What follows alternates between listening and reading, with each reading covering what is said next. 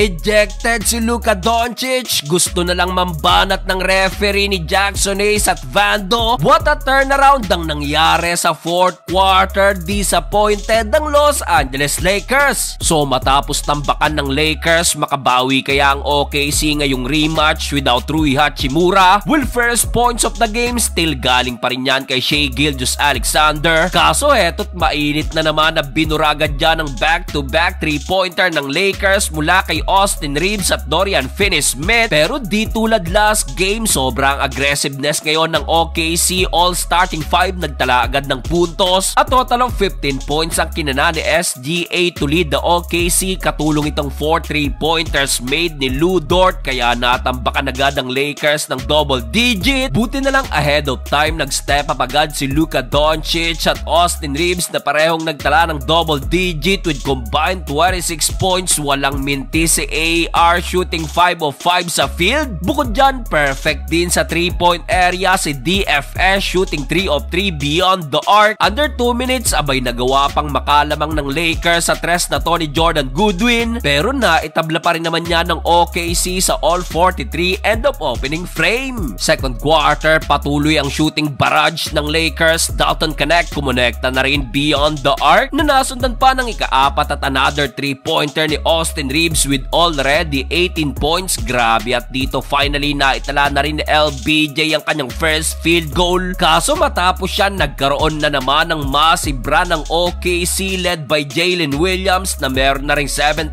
points. Well, dahil sa nagawang run ng home team, muling pumalo ang kanilang lamang sa double digit kung saan nabasag na lang yan sa tres na to ni Luka Doncic. Off the bench, kumana rin ng 5 straight points si Vincent at tinapos din ni LBJ ang quarter na to sa kanyang another 5 straight points. Grabe ang scoring ng both teams sa first half. Umabot lang naman sa 80-72. Abante ng 8 ang OKC Thunder. Abante ng 8 ang OKC Thunder. 21 points ni SGA kontra sa 18 points ni Austin Reeves. Start of the third quarter nang mapa-takeover na si LBJ na agad nagtala na naman ng another 5 straight points. Under 7 minutes sa dunk na to ni Vando na patawag na ng timeout ang OKC dahil baba na lang alamang sa dalawa, 82-84. Hindi pa natapos dyan ang run ng Lakers. Kumana na naman ng another 3-pointer si LBJ na nasundan pa ng isa mula naman kay Luka Doncic to take the lead 88-86. Nalibre pa si Vando sa kanyang layup back-to-back. Under 2 minutes, another timeout for OKC. Vincent to Jackson Hayes, two-handed dunk. Naputol na lang yan nang muling mapa-step up si SGA sa dulo at naibaba ng OKC ang lamang ng Lakers sa isa, 98-97. Fourth and final quarter, kumana agad ng back-to-back 3-pointer ang OKC pero LBJ binura agad dyan ng kanyang 8 straight points. Under 7 minutes, ganda ng laban pero heto ang mabigat na ginawa ng official after ng floater ni Luka Doncic. Abay, tinrown out ba naman si Luka with 2 technical fouls nang gawin to sa fan ng OKC. Natawa na lang dyan si Luka. After nyan, another technical na naman ang tinawag ng referee kay Vando from taunting, which is nakapitalize pa yan ng OKC kaya dito umabante ulit ang kanilang lamang sa 8 points, 120-112. Halatang mainit na ang Lakers sa referee na to. Tumawag ulit ng end 1 basket against Lakers. Well, dahil sa nangyari kay Luka, tila nawala ng gana ang Lakers at dito napa-take over pa si SGA na meron ng halimaw na 42 points. Sa uli, gusto na lang mambanat ni Vando ng referee. Nakabawi ang OKC sa Los Angeles Lakers.